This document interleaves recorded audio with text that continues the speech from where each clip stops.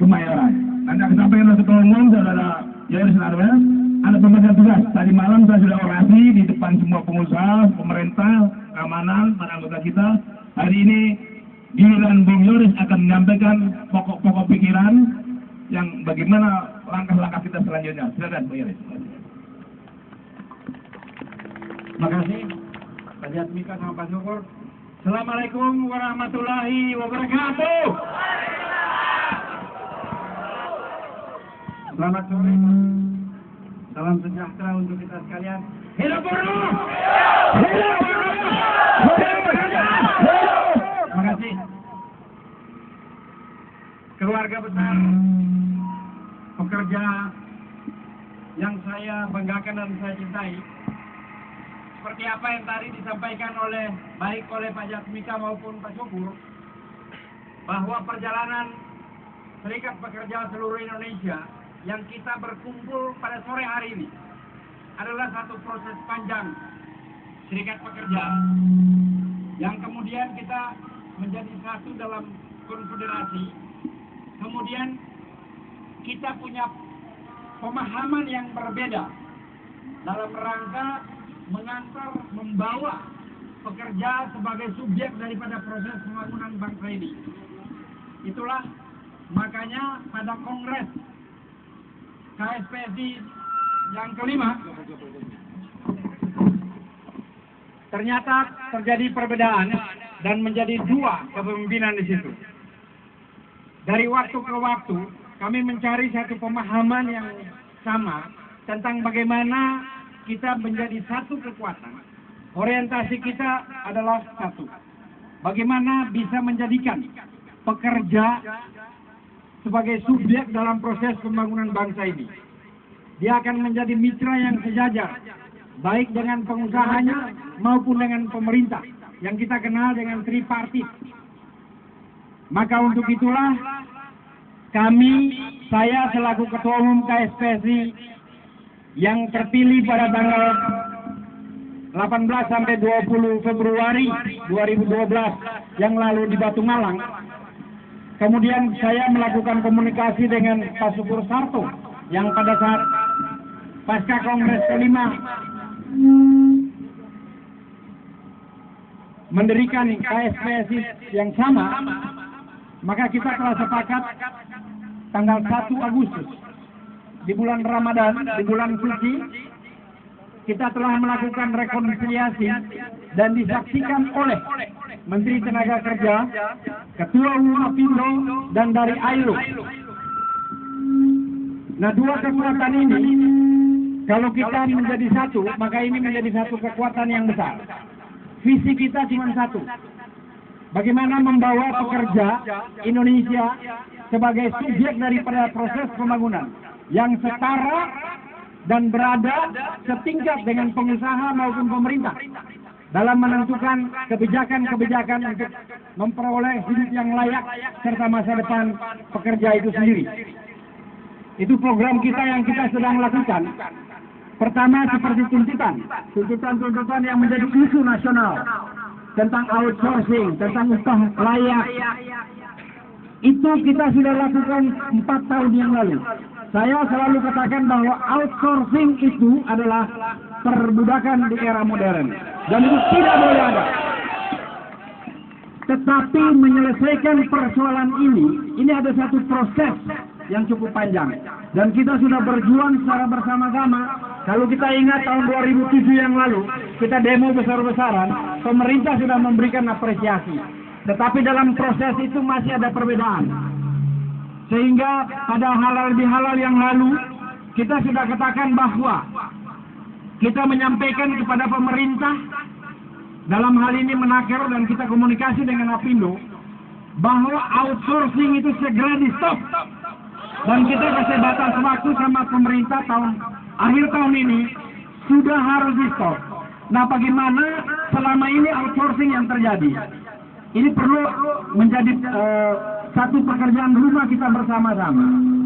Nah, besok kita akan ketemu dengan Depnaker sendiri untuk membicarakan tentang mekanisme dalam rangka pengawasan. Jadi pengawasan terhadap outsourcing yang salah diterapkan sebetulnya. Nah, kita bisa lihat yang penting pada hari ini, dan kita akan lakukan konsolidasi dalam rangka membangun kesamaan kita bagi seluruh keluarga besar pekerja yang bernaung di bawah Konfederasi Serikat Pekerja Indonesia. Agar kita punya persepsi yang sama tentang bagaimana kita menatap masa depan pekerja itu yang lebih layak, yang lebih baik. Untuk itu kita perlu solid. Akhir-akhir ini kejadian demo yang kemarin, ini yang perlu kita sikapi secara bersama-sama. Bahwa demo dalam menuntut hak-hak pekerja itu adalah hak kita sama-sama. Tetapi cara yang kira-kira mengintimidasi, merusak fasilitas-fasilitas yang kita berada di dalam, harus kita lawan. Setuju nggak kalau kita lawan cara seperti ini? Maka untuk itulah ini hari kita kumpul semua. Saya yakin dan percaya bahwa yang hadir di sini adalah tokoh-tokoh pemimpin-pemimpin yang ada di TUK masing-masing, di perusahaan masing-masing di mana Anda kerja. Anda pertama harus jaga keharmonisan dalam bekerja. Anda harus menjaga solidaritas kita sama-sama. Kita harus menyatakan pengusaha sebagai mitra daripada kita, untuk kita bisa menjaga perusahaan itu sebaik-baiknya. Tadi malam kita sudah ketemu dengan pengusaha-pengusaha yang ada di daerah Tangerang ini, dan Pak Syukur sudah coba memberikan masukan-masukan, kita sharing untuk bagaimana kita melihat ke depan yang lebih baik terhadap perusahaan-perusahaan yang akhir-akhir ini terindikasi bahwa kita kerja baik-baik, kita kerja benar-benar, tetapi kok kita dibiarkan, diintimidasi, pabrik kita dirusak, tidak ada perlindungan, baik oleh organisasi maupun oleh pemerintah itu sendiri.